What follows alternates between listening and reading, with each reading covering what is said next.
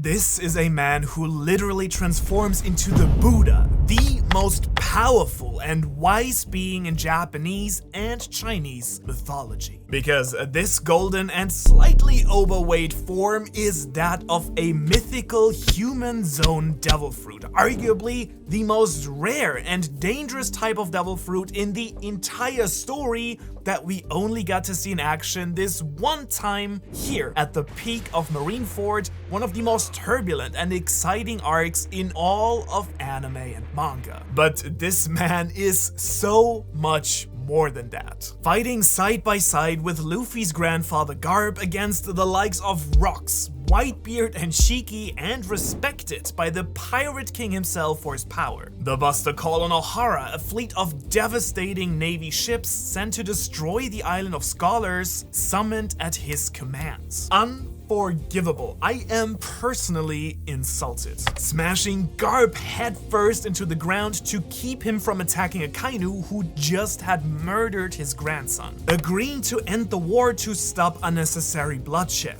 Handing in his resignation to Kong, keeping a picture of Corazon in his drawer. And having a long and sincere conversation about him with Law on Dressrosa after he and Luffy took down Doflamingo. And I mean, since Corazon was his foster son and Law Corazon's, these two are basically the weirdest and most awkward grandpa-grandson duo of all time. And as you know, that is saying something. Now, looking at a before and after, he is without any doubt the character that aged the most over the 2-year time skip. Well, together with Kobe, I guess. He retired from his position with the argument that a change was necessary and almost seems to be a completely different person now, eating crackers like Garp and generally going against his former extremely strict and serious behavior. Oh, by the way, this video will contain spoilers for the One Piece manga, so if you need to leave, do it now, but otherwise, welcome to this breakdown of the Fleet Admiral Sengoku. Well, ex-Fleet Admiral, I guess. My name is Manu, and now that we have all bathed in the glory of Luffy's legendary mythical zone devil fruit reveal right here, I got extremely excited, honestly, to look deeper into the deeper meaning of this power in the story. And this Golden Grandpa, who by the way is the only other official mythical human devil fruit in the entire story so far, next to our rubbery hero, has been on my list for a while now. Because looking back now through the lens of a completely different One Piece and against everything I believed in prior to this, it looks to me like Sengoku was not only a character with a much more than fascinating character arc, but that he might end up being one of the most important characters in the story, actually. In fact, someone who might play a central role in taking down the world government,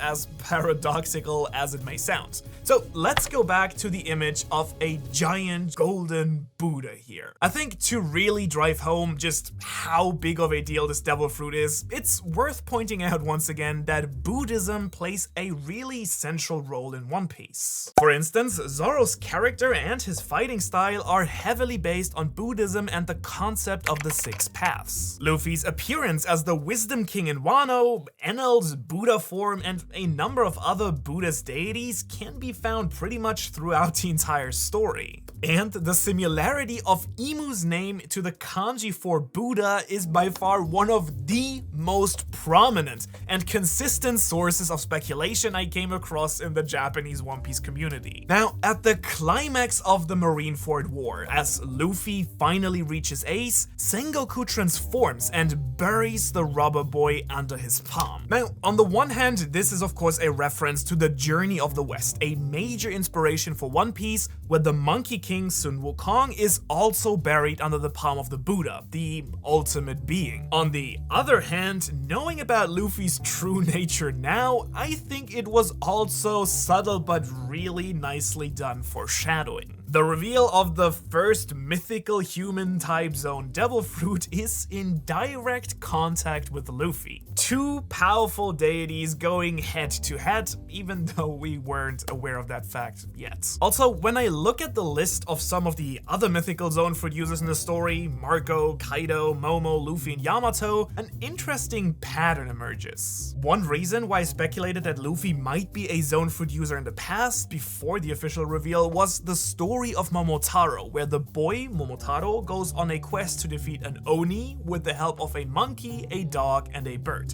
Exactly those mythical characters. Though admittedly pure speculation, I still think it would be plausible at least that a storyline surrounding the Buddha and the journey to the west, for instance, could involve more mythical fruit users as well in the future. I mean, we already have Sun Wukong with Monkey D. Luffy, and of course, the Buddha himself. Now, I've recently actually read a few Japanese theories that claim that Sengoku will either fight by Luffy's side at some point or even join the Revolutionary Army, one way or the other, supporting the family of his friend Garp, who he failed during the war. I mean, some even see him as the secret leader of sort. Now, me personally, I'm not sure I would go that far, but I do think it's pretty fair to assume that Sengoku will be at least some sort of force of good going forward. Because we've been talking about all that already, and I haven't even started to discuss Sengoku's subtle but surprisingly impactful character development arc. You see, this right here, holding down Garp to keep him from taking revenge for Ace, as much as I might have disliked him for it in that very moment, is in fact someone tormented by his own responsibility. On the surface, Sengoku falls into the same category as Garp, X-Drake, Kobe, or Aokiji, the good boy squad of the Marines, if you will, that show what this organization is supposed to be. A force for the good that holds the safety and freedom of all the people of this world as its most sacred ideal. And let's be honest, this stands in stark contrast to Akainu's absolute justice that doesn't shy away from killing some deserters here or some civilian casualties right there. Or even worse, the world government itself that uses the Marines as a tool to keep the kleptocratic domination of a few that live and rule at the cost of everyone else. And yet, even though the ultimate power lies with Kong, the Gorosei, Imu, I mean, Sengoku himself has still been at the top of this organization for many years. He has carried out countless missions in the name of justice and ordered even more as Fleet Admiral, commanding the government's most powerful fighters. Now, I think it's kind of clear that personally, Sengoku has always been fighting for the sake of the people and against the cruelty of many of the pirates. We see him going through documents, tolerating the Yonko, and even the warlord system. He ordered the Buster Call on Ohara, where the researchers have recently uncovered parts of the forbidden history. All of it under Sengoku's credo that is Kunrin Seigi, which the wiki translates as reigning justice, which if you ask me makes no sense at all, really. I personally believe that Kunrin in this specific context is much better translated as controlling justice. In other words, Sengoku believes that it's the job of the Marines and the government to keep the world in balance and that all decisions should be made in the name of keeping a more or less stable status quo. Even if it means tolerating Doflamingo, who killed his foster son Corazon. Even if it means stopping his best and oldest friend in the entire world from getting revenge for having his family member killed in front of him. And even if it means destroying an entire island, if it will keep the world from knowing the true history and falling into chaos, he will do it. And so as a result, he has to balance his own sense of justice with the wishes of the world government. Basically, Sengoku is what Garp could have been, rising through the ranks, becoming an admiral and ultimately fleet admiral, coming under the direct control of the celestial dragons and burdened with the responsibilities and restrictions that come with that high position. And so I really think that it's no big surprise that the three biggest moments of change for Sengoku were the Ohara incident, the Summit War, and the defeat of Doflamingo by Law and Luffy. The incident on Ohara was a major blow blow to Sengoku's image of the Marines and the government as a whole. Of course, on a basic level, he understood that the knowledge about the true history couldn't be made public, even if it wasn't for the same reasons as the Gorosei. While they wanted to keep their own name clean and keep their legitimacy to rule, Sengoku saw it as a necessary step to keep the balance and avoid chaos and war. And so, while he ordered the buster call, yes,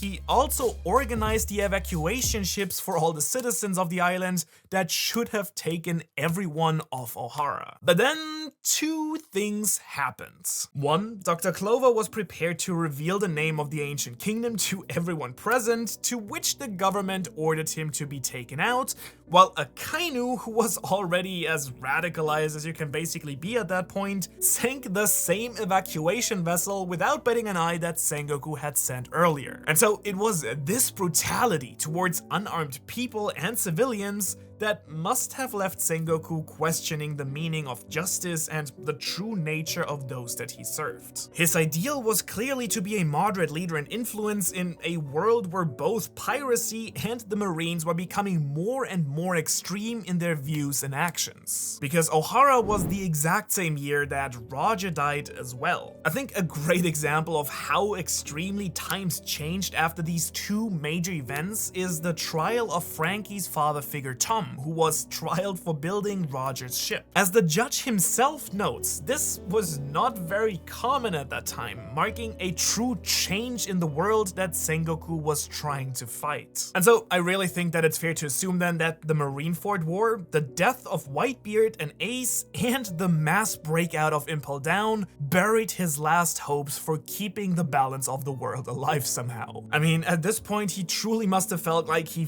failed what he set out to do and thus decided it was time to step down. And this not only makes sense for Sengoku himself, I think, but also from a storytelling perspective, as the radical Akainu, the man who killed his brother Ace, will make a much better antagonist to Luffy, rather than a morally good person who wants peace for the citizens above all else. Not a kind and calm Buddha, but a boiling pile of lava if you want. And so this marks the start of a sort of enlightenment for Sengoku, if you will, a falling out of love with what the government and the Marines actually represent in the world, and warming him up to Luffy and the change that he is about to bring. It is on this island, however, Dressrosa, that brought the biggest point of development yet for this character. Now, before I start interpreting and speculating about this, here are the facts first from the manga. Sengoku displays an outright hatred for Doflamingo when they meet. He trusts Corazon enough to share highly sensitive information with him, including the Don Quixote crew's location. He keeps a photo of Corazon in his desk drawer, and the manga has been extremely suggestive that Corazon was basically a sort of son to Sengoku. It really seems like he was raised and cared for by the former fleet admiral. Because Sengoku, who keeps Garp from killing Akainu and who always puts his duty first,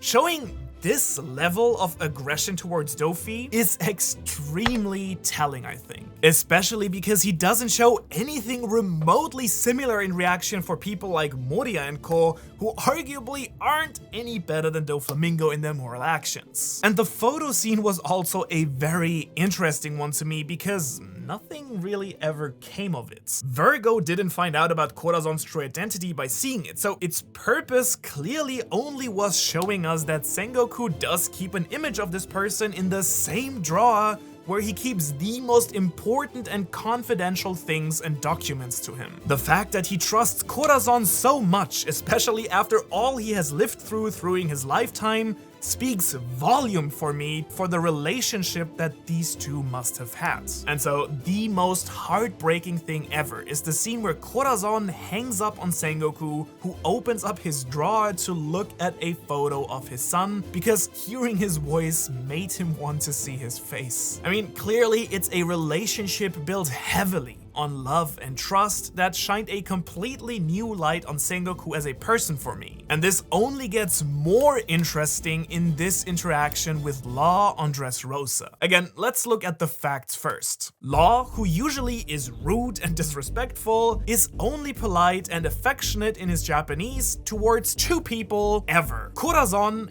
and when he meets Sengoku on Dressrosa. He doesn't mutter a single insult even once. He hates the Marines. Law sees Corazon as his parent figure that he loves and cherishes so much. He not only named his entire crew after him and has his face as a tattoo across his chest, but he also made it his entire life's mission to get back to Doflamingo. Sengoku, on the other hand, was in true disbelief that Corazon would disobey him for Law's sake, a pirate. Really, emotionally, he tells Law that he would love to arrest him and that he hates the fact that Law is the only person he can talk about Corazon with. Basically, Sengoku blames Law to a certain extent for the loss of his son, while at the same time recognizing and respecting that Law was to Corazon what Corazon was to him. And maybe even more importantly, that he exposed and defeated Doflamingo, finally bringing some closure to both of them. He even ensures Law that Corazon didn't save him for being a D, but simply because he loved him. And the fact that he's able to let Law go and take away all his doubts about his father figure